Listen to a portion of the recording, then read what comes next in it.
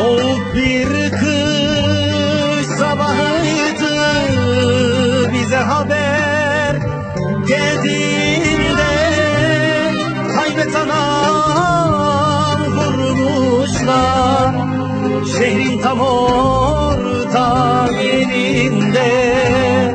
Haybet anam vurmuşlar Silopi'nin mahallesinde.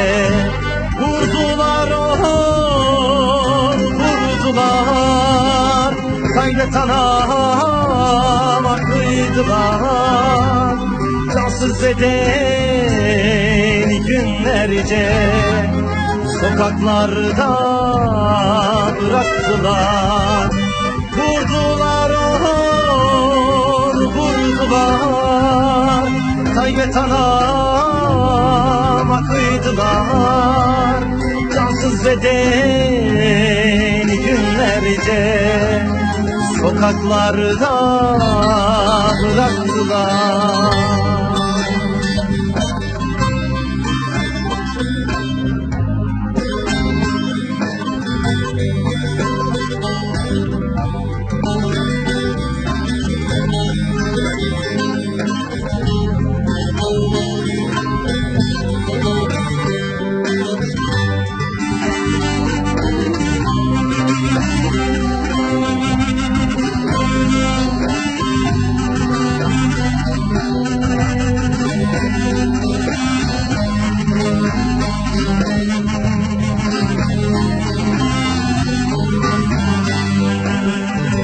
Kır saçları kan kaplamış, yüzü toprağa bulanmış.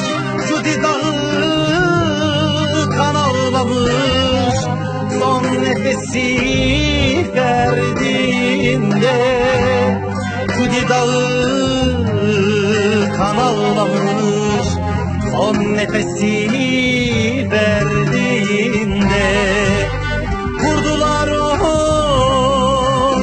vurdular, Haybet anama kıydılar. Cansız bedeni günlerce sokaklarda bıraktılar. Vurdular vurdular, Haybet anama kıydılar. Cansız bedeni günlerce sokaklarda bıraktılar.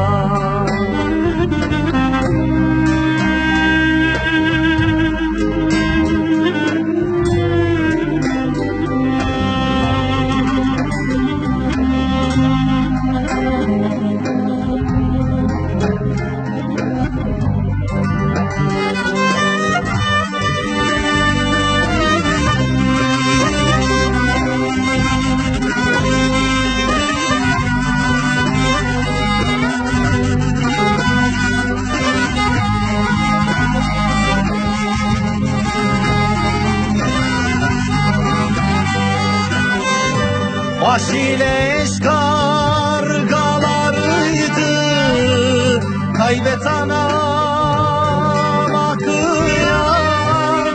Vatanı kurtardın deyip tüm insanlığı öldüren. Vatanı kurtardın deyip tüm insanlığı öldüren. Vurdular vurdular, Haybet anama kıydılar. Cansız bedeni günlerce sokaklarda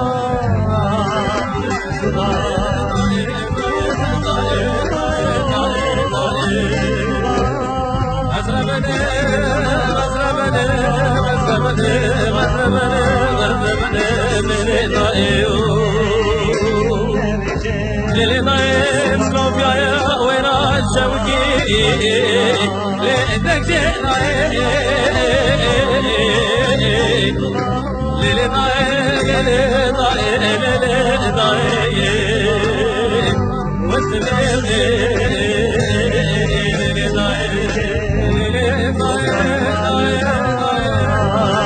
yaktılar.